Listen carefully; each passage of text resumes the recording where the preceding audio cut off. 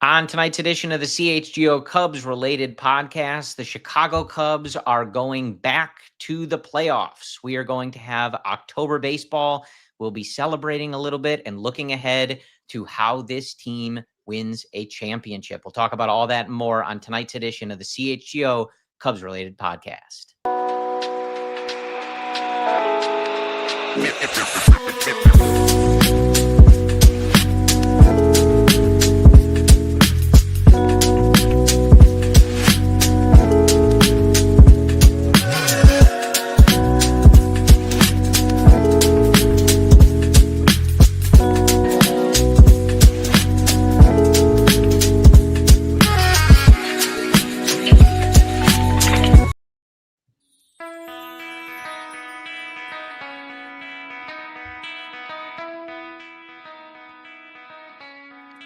This is the CHGO Cubs related podcast driven by Toyota. Let's go places and bet 365. Whatever the moment, it's never ordinary. Use code CHGO 365 at sign up.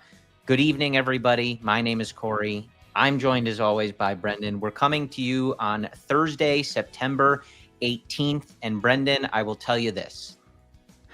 This is technically a post-game show. The Cubs dropped the opener in Cincinnati to the Reds 1-0 behind a brilliant effort from Hunter Green, though facing a bunch of hungover, mid and early 20-year-olds. So I'm not sure how much that counts. I don't care about that, Brendan. What I care about is that you and I are on airwaves, YouTube, podcast, wherever, and we are talking about the Chicago Cubs playing playoff baseball for the first time, if you count 2020, in 5 years. We were thinking about this. The last time they popped bottles was 8 years ago.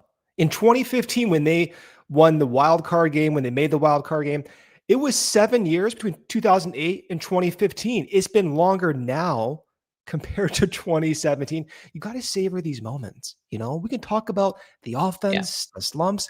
You got to savor these moments.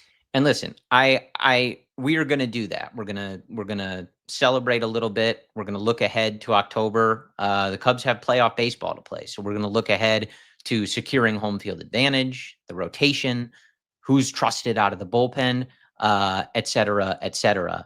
I will tell you this. I'm going to address our YouTube chat really over the quickly. place.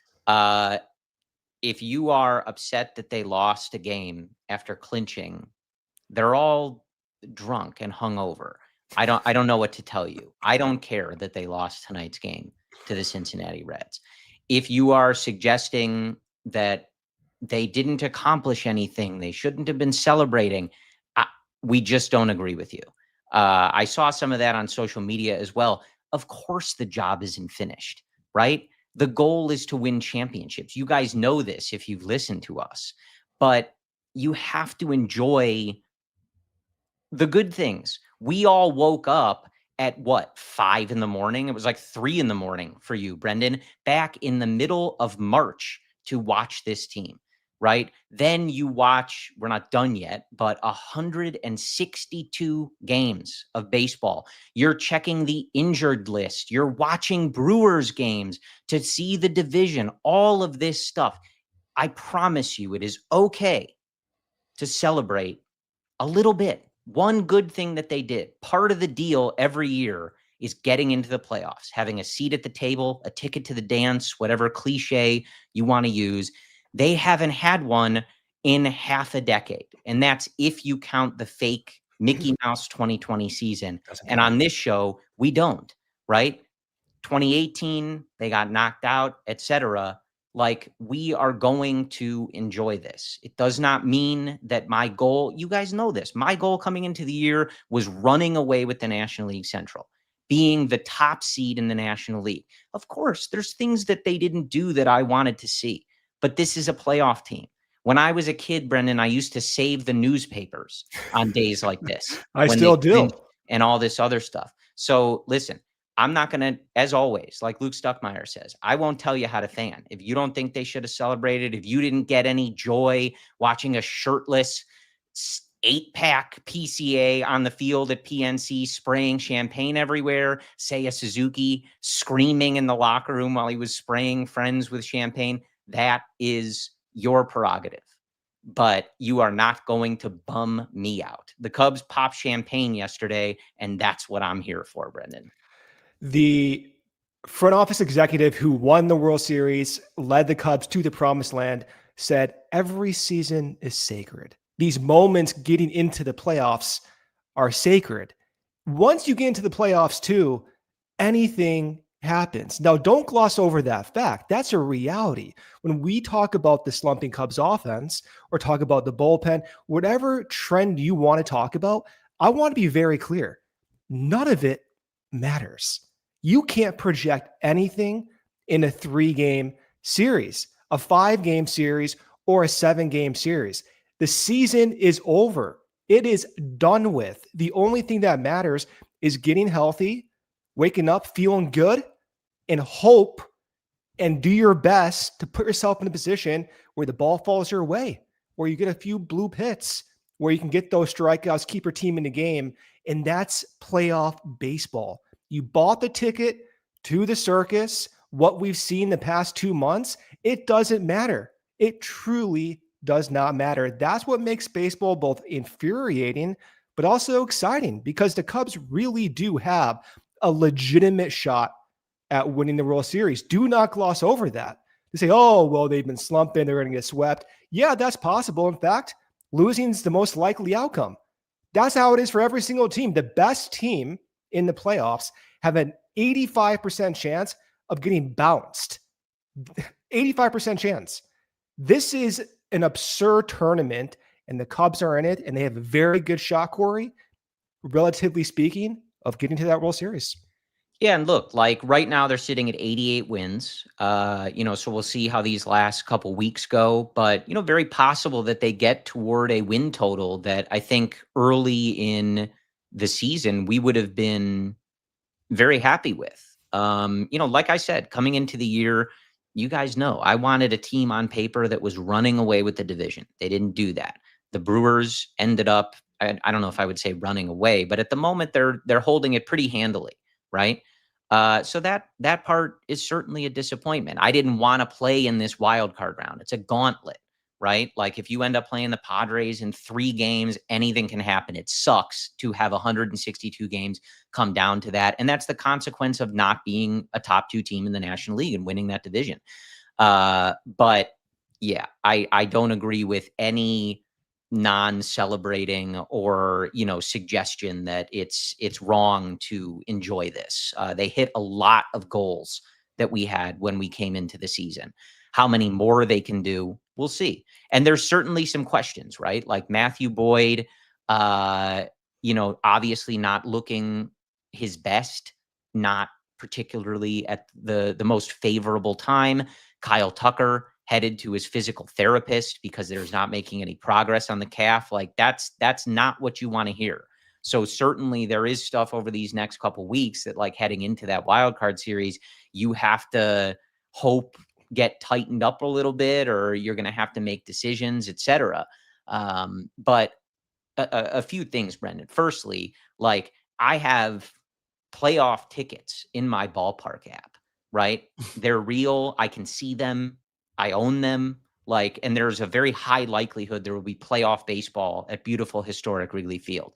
If that's not what are we doing here, right? If that's not what it's for. And we can, in the offseason, go back and say, well, they should have done this and this and this, and they would have won the division, or they could have avoided the wild card. Don't do it while they're in the playoffs, you guys. Like, watch the team in the playoffs. Enjoy it. They're trying to win. But yesterday, too, full, Brendan, of moments that, really almost like bring a tear to your eye, man. Like Ian Happ giving that speech in the locker room. He's one of the longest tenured Cubs like ever. Yeah. He has been here so long. He's been around good teams. Obviously, he was there in 2020, but he'll get a shot in a real, honest to goodness playoff situation as one of the main faces of the team. Nico Horner getting his first shot at this. I know you sent me the text yesterday with Nico Horner with the postseason patch on his hat. It's just a beautiful sight, man. Some of these guys whose careers we followed to every minute detail, them getting drafted, them going to the minor leagues, coming up and all this other stuff, to see them have those moments, the cigar in their mouth, the champagne, the beer, everything. That's what this is all about, man. There were so many other things in that clubhouse yesterday, but I'll turn it to you. But like seeing some of that stuff, for as taxing as this season has been at some points, right? Like those are the moments where you go like, this is why we're sports fans. This is why we're baseball fans. It's for these little moments and the hope that you might get a few more. I remember when you and I were recording in 2017, Ian Happ was a rookie. We're on these airwaves, not these specific airwaves, although kind of. And you're talking, I like this Ian Happ guy. His first interview in Mesa was saying, I'm going to do anything I need to do to help this team out. At the time, he was a second baseman, played third base, played center field, ended up in left field. But to see the story of Ian Happ, 4,500 plate appearances later, think about that. 4,500 plate appearances later, and he's celebrating with champagne for the first time since he made those words is absurd. So you do have to enjoy it. Seeing Nico Horner celebrate for the first time with champagne, seeing him and Dansby Swanson celebrate, the Gold Glove crew, all three of them together. It's fun. When I was growing up watching WGN and seeing, 2003, when they won 88 games, the same number the Cubs have just won, that was such a formidable experience for my phantom. Oh, yeah. So you can gloss over this, right? But there are some kids who have not seen this. There's some like 14, 13-year-old kid who have never seen this. So for them to see PCA lose his mind on TV is a formidable experience. So yeah, now the chats, they're like 0.1% of fans. Most of fans, they acknowledge this is pretty cool. So I'm not going to amplify the 0.1% of, quite frankly, like, I don't want to say, I'm going to be nice here, but I don't want to amplify that negativity because there's no place for it. Why watch the sport? Why watch the sport if you're not going to celebrate these fun moments? I'm with you, brother. There was some other stuff in that clubhouse too. I mean, plenty to go around, but the other thing that always catches me watching these celebrations, even when it's other teams, is like the unheralded guys getting those moments. I saw the picture, I think that Tommy Hotovy posted of him and like the starting staff and seeing Cade Horton in there, cigar hanging in his mouth, like the big guy, right? Like, and someone like tonight, Colin Ray, fantastic here on Thursday night. Unfortunately, the Cubs are getting no hit for 7 innings. But he went out there and delivered another really, really solid start for this team. And seeing him in those photos, guys like Brad Keller, Daniel Palencia, who's had such an up and down year and like, a tough mental stretch recently, physically, mentally, seeing those guys get those moments.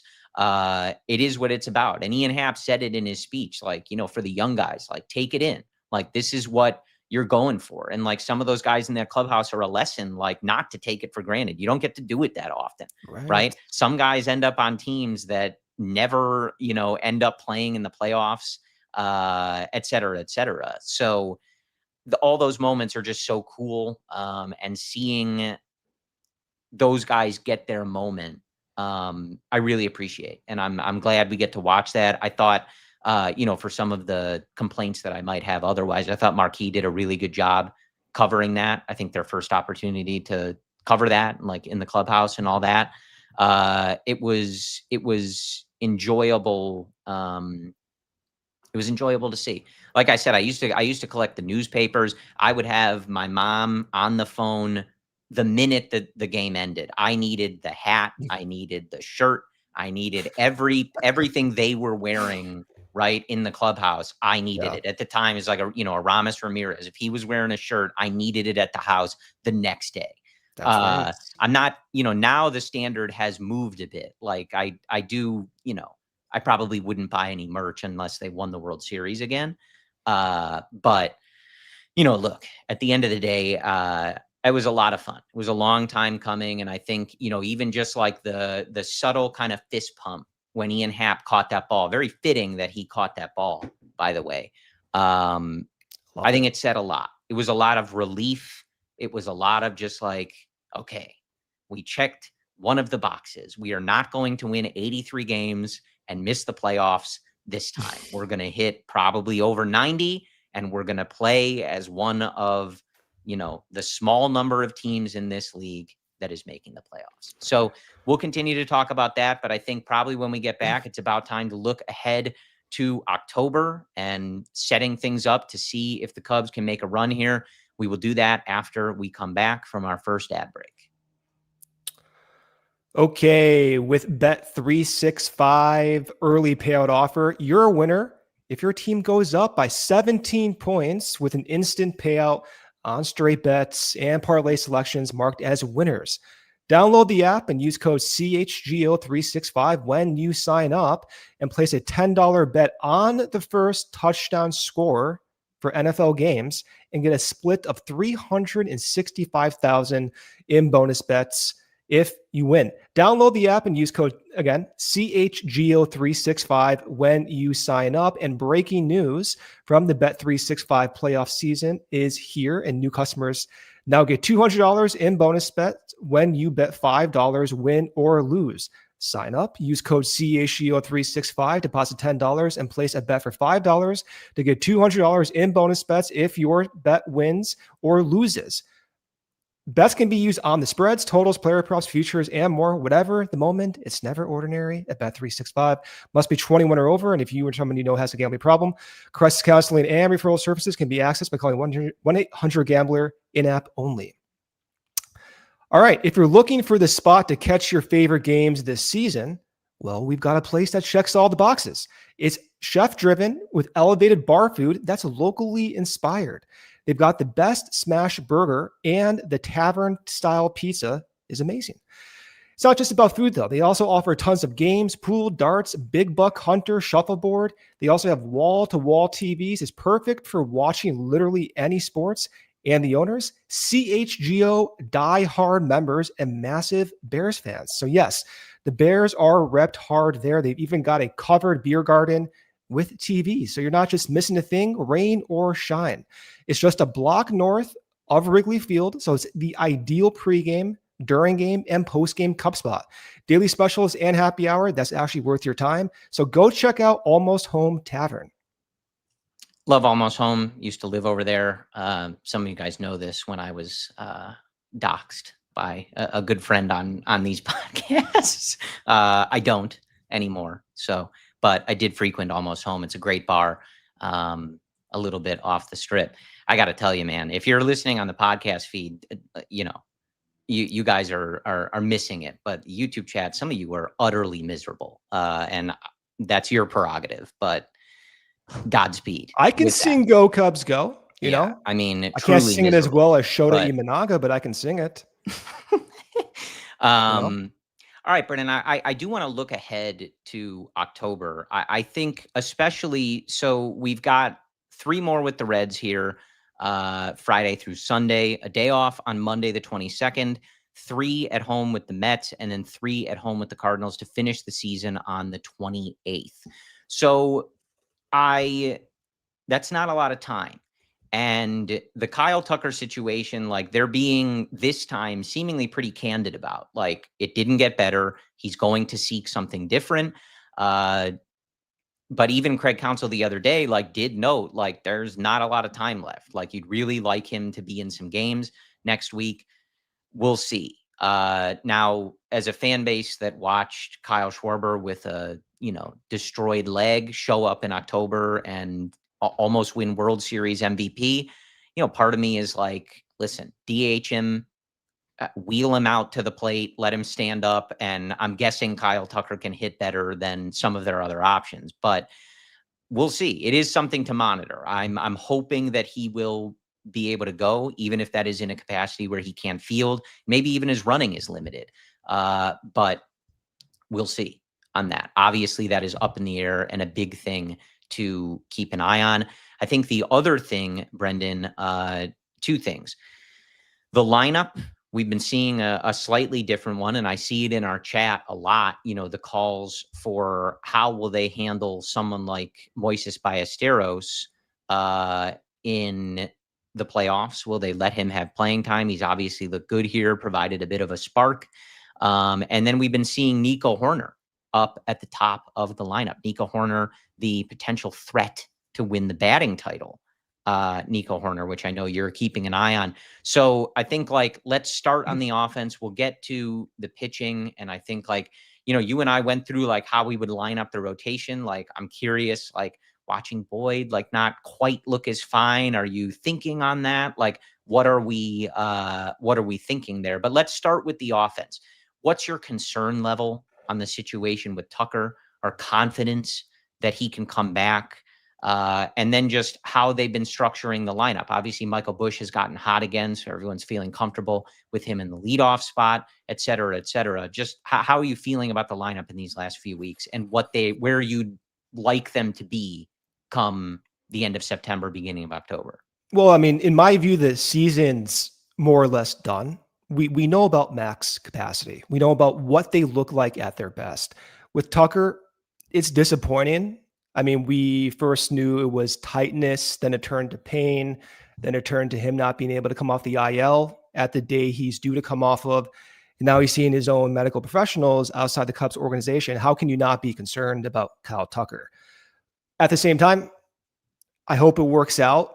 We still have to talk about the current guys on the team right now and the slumps that some of these guys continue to be in.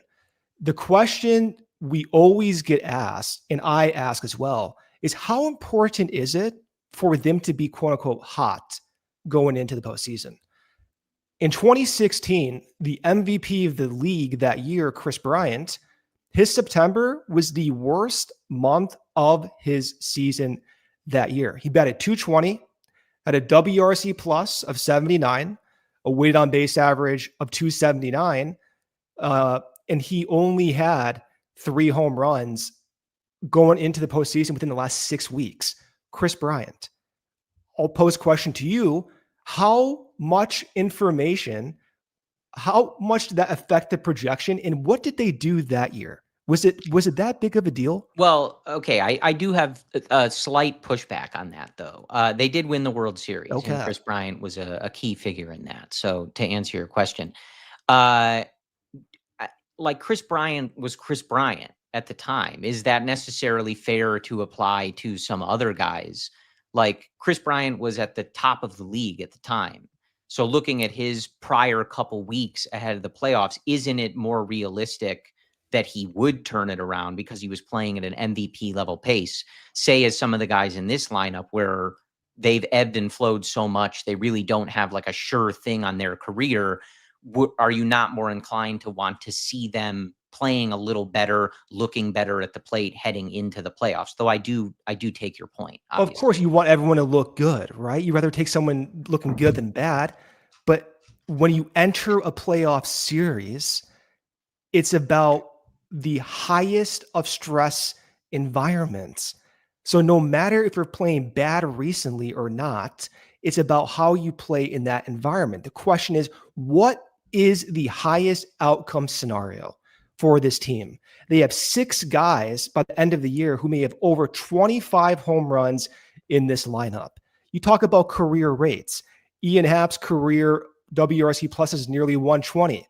Michael Busch, you talk about career norms in his 2 years. Well, his WRC plus is around the same as Happ's. Dansby Swanson's career rate is well within what we've seen recently. Nico Hoerner's turned into an above average guy. Those are 4 guys right in there. I did not even list Seiya Suzuki. I did not list PCA. I didn't list Carson Kelly. And I did not list Kyle Tucker coming back from injury. That's 8 guys right there. You start playing a volume game. And this is not being, just to be extra crystal clear here, this is not painting a rosy, optimistic picture. You want to be doom and gloom. The reality is, yeah, they're going to lose in the playoffs like every other team. But we've been through this now for 20 years with playoff contenders. We've seen teams win the World Series, win 83 games. We've seen teams go to the World Series winning 84 games with the Diamondbacks a couple years ago. We've seen the Washington Nationals use a starter once every 3 games. We've seen the Los Angeles Dodgers nearly get bounced in a bullpen game against the Padres last year. We've seen the Cubs at their best in 2008 get swept by the Dodgers the year before against Diamondbacks. They got swept as well. Crazy stuff happens. So all it takes is 1 or 2, ideally 3 of your A guys to show at any point in the year in April, May, June, July that for 2 games in a wild card series, they can hit a couple home runs. So what's the likelihood that of those A guys, you have a couple guys hit a few home runs? I would say there's a realistic chance, right? Now, people are going to gloss over that, oh, it's not a World Series team.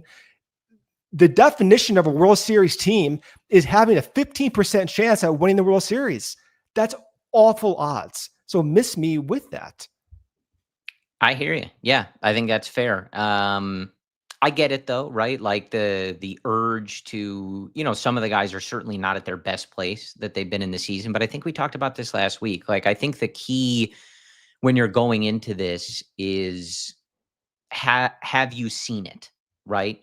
Yeah. And you said max capacity. Like, we've seen it. It's been a minute since it felt like that, right? But like, we know that this offense has the potential to pace this team and to give their pitching staff room to win games. Again, it's been very inconsistent for the last few months. There's no denying that, right? But it's in there. And you're seeing Michael Busch playing more like he did at the beginning of the year. PCA's been slugging a little bit in that Pittsburgh series. Hopefully he can continue with that. Nico looks at his best right now. Hap looks at his best right now. So some of that is coming along. Obviously, you'd like to see Seiya back in slugging. He breaks up the no-hitter against Hunter Green tonight with a double. Good to see. But yeah, it would be very nice if the top of the order, especially Kyle Tucker's not even playing, were thumping the way that we had seen at the beginning of the year. But to your point, that wouldn't be any guarantee that they wouldn't all go 0 for 12 in, the first game or whatever to start that wild card series. So yeah, point taken. I think our guy Niren in the chat, says it right. Like, October is a bit of a reset. Looking back in like 2016, either it was 2015 or 2016. Like, I don't know that the Giants were necessarily counting on Connor Gillespie to have like a generational, playoff run in some of those key moments. Travis Ishikawa sent them to the pennant one year. Like, weird stuff happens. It's not always the main guy, right? That is taking care and doing all of this stuff. So sometimes there's unheralded players, and it is going to be interesting, like getting to the point, about someone like Ballesteros, right? It's going to be interesting to see how Craig decides to play that. I think for a lot of these guys, I don't expect the stage to get the best of them. I think, they've hit their whole career. They've hit at different levels. They've all faced a variety of different challenges. I wouldn't expect the bright lights to get to them. But it is going to be interesting. And we talked about that kind of last week in reference to guys like Willie Castro or Justin Turner. Like, do you defer to the longer track record, even if it has not necessarily been showing up that way throughout the season? Or do you ride some of the hot hands and say, hey, this guy's been seeing the ball well, like, we're going to give it a shot? Ballesteros having success in the postseason certainly wouldn't be the first young Cub we've seen have success in a postseason. They won a championship on the back of some of those guys doing that. So it's certainly possible. I don't have the answer for how they're going to approach it, but certainly as we go on the weeks here where Tucker's not playing and Ballesteros is getting a lot of that playing time and really getting some hacks in, he certainly may be, setting himself up for an opportunity to at least get some looks in those games. I'll take the ad break here. One last note: Javi Baez, the month of September in 2016, WRC plus of 86, Corey, so significantly below average. His career rate that year was 95. You talk about having guys with established career track records. He was anything but that at the time. And he and your boy John Lester co-NLCS MVPs, right? But what we knew about Javi Baez was, well, he has the high power output and he has potential there. What did we see that playoffs? Home run, home Yeah. run, home run. I'll take Well, the and ad break. Yeah. one more thing before the ad break too. Like that's the other thing with PCA. I know everybody has been, concerned, whatever word you want to use, as the season has gone on, that he hasn't kept up that pace, or he's obviously struggled in a lot of these stretches, and the offensive numbers haven't looked as good. But the playoffs is where, obviously you hope that April PCA shows up and he's popping homers and, the star of the show, right? But that's also where you do sort of revert back to somewhat of the initial thinking on him before he was putting up, 900 OPS for the first couple months or whatever it was. His whole vibe was like, he's going to play elite defense, he's going to run these bases, and he's going to cause some chaos, right? And you think about like Javi in those playoffs as well. Like, even if Pete is not at his best offensively, which we'll see once we actually get to October, he's the type of player that provides those potential moments. You think about Javi dropping the ball and turning that double play against the Dodgers, or making some of those great catches or tags in the Giants series, things like that. Even like going to Game 7 of the World Series, like Almora stealing that base on the Chris Bryant fly ball, the famous tag up, right? Those are those little things. They matter immensely in the playoffs, let alone a 3-game wild card series. Every single little thing you can do makes a huge difference. If all PCA was doing in some of those games was taking away a double from the gap on a diving catch and stealing a base, or turning a soft grounder into a single or an error, those can potentially be massive, massive plays in the playoffs, even if he's not at his best or not contributing in that same way. So just to your sort of point about where guys are at and what they end up doing in the playoffs, the script does kind of flip. It does. Let's take our ad break here. A lot to talk about. Okay. Toyota at Toyota's national sales event. We've got a long lineup of vehicles for summer fun. Toyota has 25 vehicles with available all-wheel drive and four-wheel. The RAV4 also has the legendary versatility. The Grand Highlander's adult size third row is for real, and the Tacoma's wild side comes standard. From job size to camp size and game nights, there's also an all-wheeler drive or four-wheel drive. Toyota can get you there in style. Find yours at toyota.com or visit your Chicagoland Toyota dealer. Toyota, let's go places and become a CHGO diehard and upgrade your fandom today. You can get access to our exclusive written content, a free t-shirt, plenty of discounts on future merch and events, plus access to our CHGO Discord lounge, where we all hang out and talk Chicago sports and so much more. Go to allchgo.com for the latest info on how you can join thousands of CHGO diehards in our community. We cannot wait to connect with you on an ever greater level. Okay, you know that feeling when your finances finally make sense? That's Monarch Money. It's the all-in-one tool that helps you feel organized, in control, and confident about your money. Right now, Monarch is giving our listeners 50% off their first year.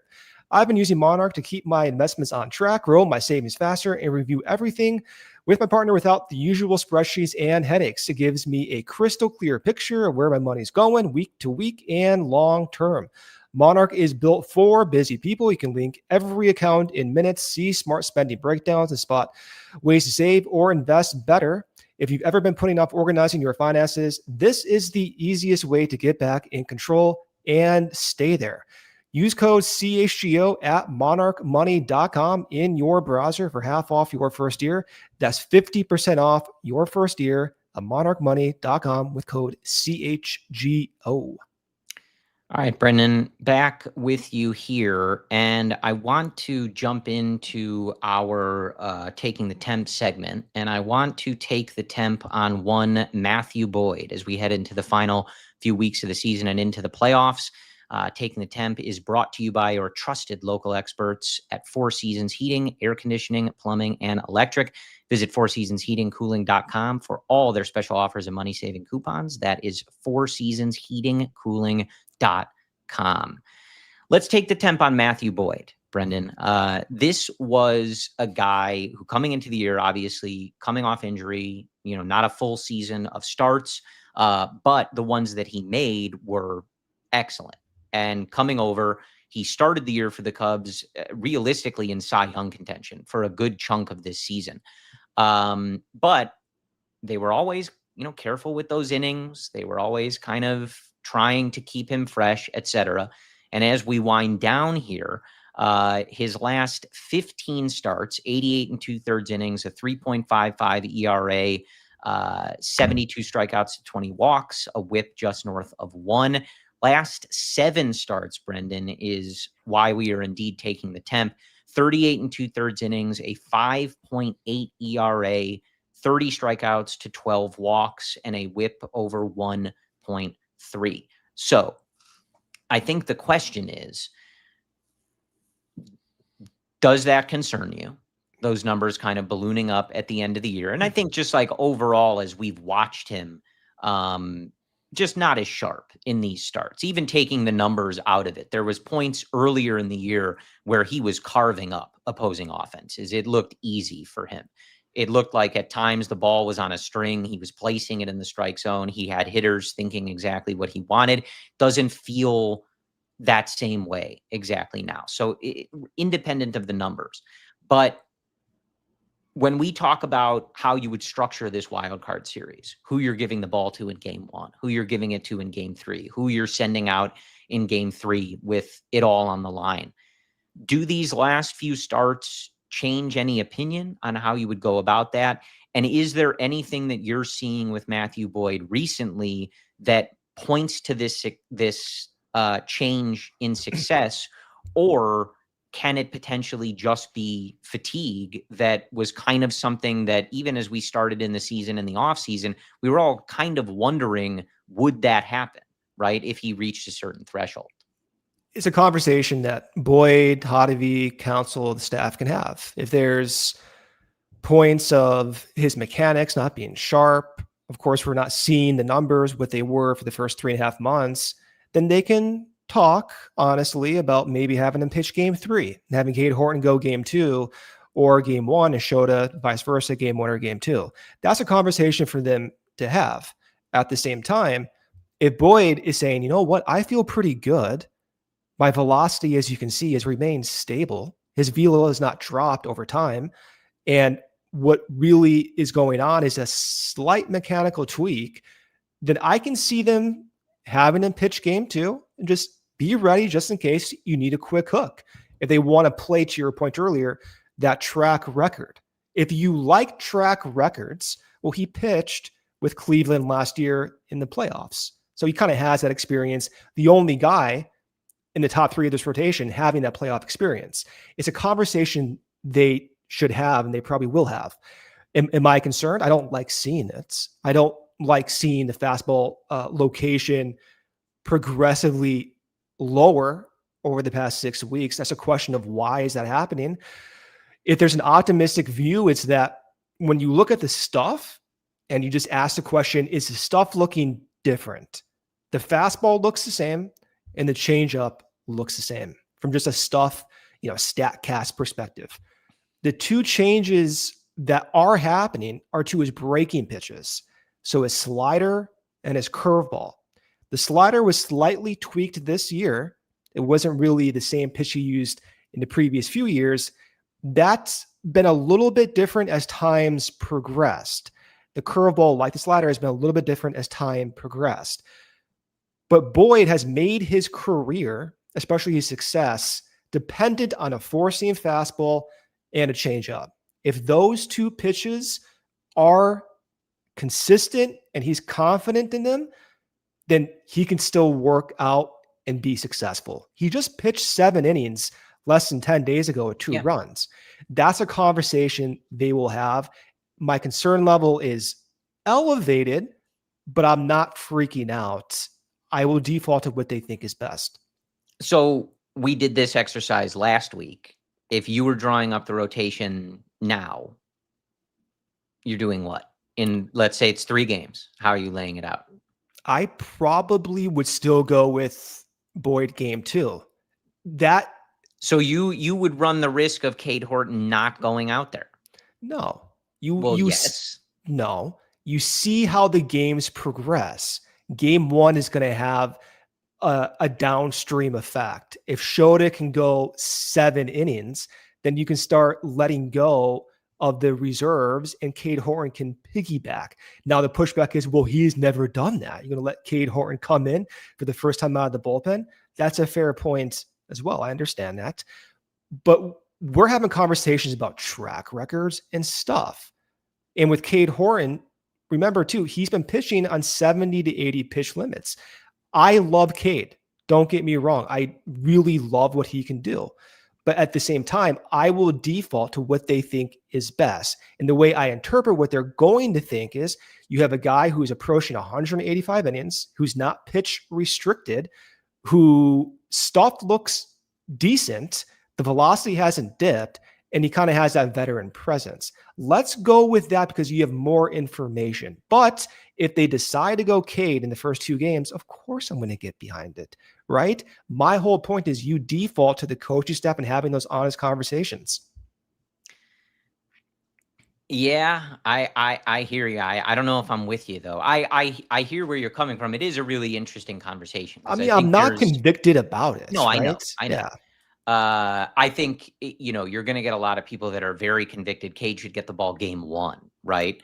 Listen, I'm fine with Cade getting the ball have a problem game 1 with too. It. Yeah, I think it all does become interesting because there is an element of reacting somewhat to game 1. You have to have a plan, but there's a big difference, as you said, if you do give Shota the ball in game 1, which I would. That's the direction I would go. I don't know what I think they're going to do at this point. If he goes 7 innings, 8 innings, right, and you save your bullpen, you win game 1, you can do whatever you want in game 2. Like, throw Colin Ray out there if you feel like. I'm joking. But, like, if Shota gets blown up in game 1 and you have to empty the bullpen and it's a close game and you still need to use Brad Keller or some of those leverage guys, it does really change how you approach the rest of the series. Because as we talked about, I think a little last week, of course, this is the case in any playoff series, but this isn't a long one, folks. You can't, in the World Series, the Cubs dropped game 1. Of course, this was not my attitude privately, but like normally I would say it's a 7-game series. Like somebody's got to win 4 games. Like you have to calm down, like chill out a little bit. It's a long series. You can't approach every minute like it is a fire drill because it can't be. In the wild card series, it is. Like every minute of those games is empty the tank. You have got to win that game and avoid playing in game 3 or obviously losing in that series. So you do have to approach that a little differently. It is basically an all hands on deck situation because there isn't a tomorrow.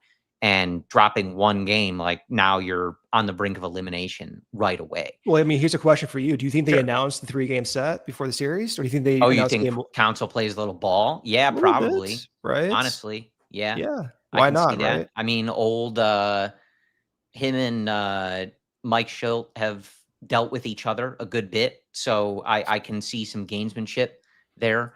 Yeah, it is interesting because like there was a certain point in May, June, where like if we were sitting here saying Boyd wasn't pitching game 1, you would have been like, what? Like, what are you talking about? Like, of course he's pitching game 1. And I think that's good that they have options in a season where they lost Justin Steele, Jamison Tyone, who's looked fantastic recently, but missed a lot of time with injury. Shota missed time with injury. To even be having a discussion of who we'd like to pitch in those games does feel like a bit of a luxury. I think when Steele was out and Shota was out, if you and I had said we were going to be coming, not only talking about the playoffs, but debating like the merit of giving 3 different guys the ball in a wild card series, I would have been like, that's a pretty positive outcome, given that Justin Steele is not here and half the staff has been injured this season.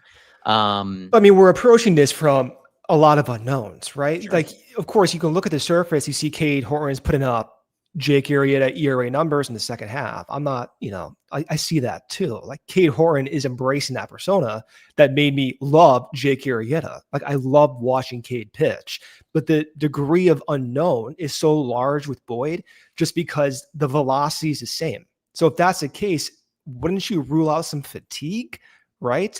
And then you start looking at the pitch shapes. Well, the fastball looks the same, and so does the changeup. So you're ruling out his two dominant pitch types and their shape being different. But then you have the breaking pitches look different.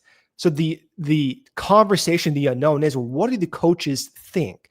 How much of a problem is that?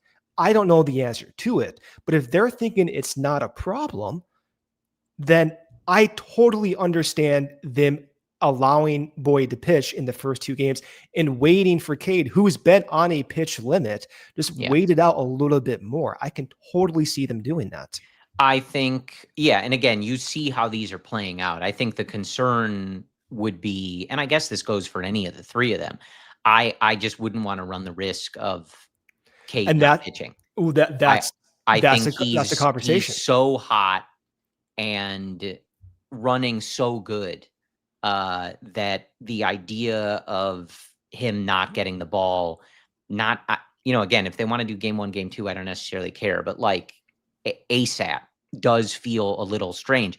The counter to that, and you have to just monitor this, right, is even when you look back at 2015 Jake Arrieta, like by the time they got to the Mets, his velocity dipped 2 miles per hour. So now I'm not suggesting that that'll happen with Cade, but I'm just, and this goes for any pitcher, right? Like when you get to this point, like fatigue and just sort of running out of gas or just not having your best stuff is a real thing you have to be paying attention to. So as we finish these last couple weeks, these last few series and going into this, it is important to pay attention. Like, where are these guys at? And as you're saying, like Boyd's looking good. Cade obviously is looking great, but making sure that they don't reach that point, because it is always possible. And with all three of these guys, right? Two of them, you're dealing with guys that came into the year, not necessarily on strict limits, but, like not doing full seasons the year before or coming back from injuries, things that you really needed to monitor. And Shota missed a good chunk of time in this season. So all of them being at their peak and healthy and everything looking good, velo, mechanics, and otherwise, it is a legitimate question. Like, there is enough that has gone on that it is not just plug and play. Like, yeah, this guy's been here, he's making his starts, of course he's fine. Like, that's the sort of key difference when you think about someone like John Lester, right? He was so consistent and did it so frequently that it was like, well, yeah, we know he can go deep into October. He's done it a dozen times before. Yeah. Again, not to say that I lack the confidence in these guys, but it is something that the coaching staff and the front office, they're going to be monitoring. Like, where are these guys at to each fine point? We have to hit our ad break here. I'll hit it when we come back out. I still want to continue the pitching conversation, so just pick it back up when I finish this, okay? There is nothing like being at the ballpark, hearing the crack of the bat, the crowd roaring, just being in the moment. But getting tickets, that can be a total headache. The queues, the login screens, prices jumping right at checkout. It's frustrating. That's why I use Game Time. It's the hack that gives fans the advantage. With just a couple of taps, you unlock amazing tickets and experiences fast. Plus, the Game Time guarantee means your tickets are 100% authentic, on time, and always at the best price. My favorite part, fees are included up front. So what you see is what you pay. No surprises. I also love the zone deals feature. You pick this section, Game Time picks the exact seats, and you save even more. Plus, you can see a panoramic view from your seat before you buy, which takes all the guesswork out. Take the stress out of buying tickets. Download the Game Time app, create an account, use code CHGO, that's CHGO, for $20 off your first purchase. Terms do apply. Tap, ticket, go, get Game Time today. Ray Chevrolet in Fox Lake is slashing prices on new cars and giving you big savings all month long. Come in today to shop the model year sales event and drive home with employee pricing on every new Chevrolet model. You can get $3,000 to $11,000 off MSRP, or check out their selection of over 125 vehicles priced under $20,000. With one of Chicagoland's largest Chevy inventories, you're sure to find the perfect vehicle for you. And as one of the top-selling Chevy dealers in the Midwest, they're able to keep their prices competitive, so you know you'll get a great deal. Plus, Ray's price promise lets you shop confidently because the price you see is the price you pay. And do not miss out on their model year end sales event going on all month long for employee pricing in every new Chevrolet model. Shop Ray Chevrolet in Fox Lake or raychevrolet.com. They've been serving the community since 1963. Together, let's drive. All right, Brendan, back with you. And I do want to read a question from our guy, Edward. Apologies to Edward. He's a big fan of Brendan's graphs. And if you're listening on our podcast feed tonight, we didn't have any. So Brendan also hungover, champagne. You can't make graphs. Very hard to hit a 100 green fastball when you're hungover. Very difficult to have the refined technique to make those graphs when you're hungover on champagne. I almost got no hit tonight too. Yeah. But Edward says, so does the pitch count go out the window in the playoffs? And my initial reaction to that, Brendan, is that it's basically the opposite. I would expect short starts, and I would expect Craig Counsell attacking the matchups and avoiding hitting that lineup the third time. Obviously, dependent on how a guy looks. If he's mowing guys down, sure. But especially when you think of if it is the San Diego Padres, which it looks rather likely that it'll be, when you think about having to face guys like Manny Machado, third time through the order, he's going to be very careful about how he manages that. And you're going to get, I wouldn't be surprised if you see some of these guys that have been using high leverage early in the game. If there is a spot where Machado or one of those heavy hitters comes up in a key spot, runners on, feels like a Pat Hughes turning point moment, I would expect Craig to attack that very, very aggressively, especially to the earlier point in a wild card series. Maybe in a deeper series, a 7-game series, you let the starters breathe a little bit. You don't necessarily attack the games as aggressively. In the wild card game, I would say I would be surprised, unless there's really high stress early innings. I would be surprised if most of those guys are getting to a pitch count where that's even part of the discussion. I would almost just expect them to be out before that becomes an issue. Yeah, I mean, 3-game set. The Cubs, unlike previous playoff teams they've had, they have the volume of pitchers. So Brad Keller, Caleb Thielbar, Andrew Kittredge, you'll have Jameson Taillon probably in potentially an emergency situation. Javi Assad, we'll see what Porter Hodge looks like in the next 11 days here. You also have Taylor Rogers. You have Michael Soroka getting opportunities. Those are, I think, I just listed 7 or 8 guys right there. So to your point, if Shota gets blown up, it may not even get to that point. Like, he may just be in damage potential and Craig pulls the early hook. And that could be the exact same thing for Matthew Boyd, right? And so with Cade Horton, maybe he does pitch game 2 because you do have that philosophy. So I could see Craig being, Boyd, you're the veteran, right? Padres, you have a heavy right-handed power slugging lineup. Let's throw the righty. But Boyd, by the way, if we're going to go down and lose the series, you kind of have to be ready to piggyback off of Horton. You can easily see that as well because you're facing elimination. Like, in a way, the more I think about this, Corey, maybe a wild card series, who starts the game doesn't really matter, like in that order, right? Like, maybe they do go with Shota game 1, or maybe they even go with Cade game 1 as well. But I think really it's how fast Craig pulls the hook on every one of these guys. It's 100% fair. And I know that it makes the, sort of prediction and analysis on our part sort of a little, it feels like punting, but it really, because it's such a short series, it really does depend on how these games play out. Like, if Shota gets blown up in game 1 and you're down by 8 runs, like, you're not going to sell the game, but you're also not going to sell out to come back in it. You have to then win tomorrow. If Shota comes out and deals and your offense chases, whoever it is that they start in the first game, Pavetta, whoever it may be, right? And you put up a 7 spot, the same in reverse. You don't take the foot off the gas, but you also don't have, you maybe on that day you plan like, hey, if we can avoid getting Brad Keller in here, like, great, let's save our big arms and like, let's see. But you at the same time, if he attacked it aggressively and was like, we have to win this game, I wouldn't be surprised at that too.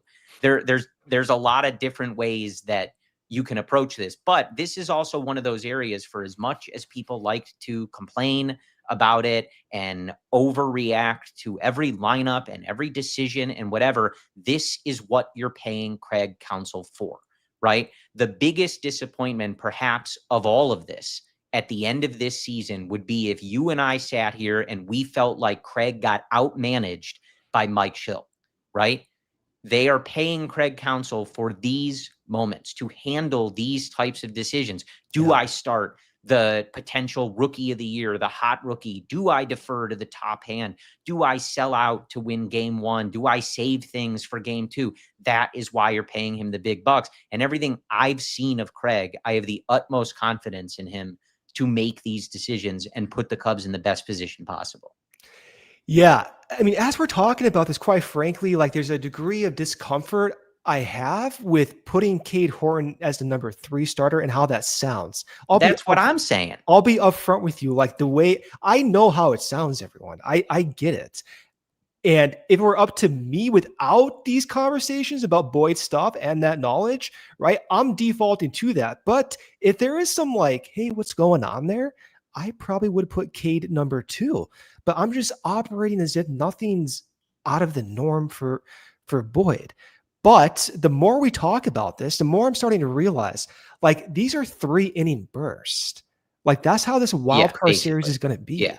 Right. So, like, if you're going to make the argument, who's more likely to get out in burst scenarios, 3, 4, 5-inning burst scenarios, I can't really argue against Cade in a 3 to 4 inning burst. Right? Now, and I know you're thinking about this. You're potentially regretting your initial decision. Have you pictured it though?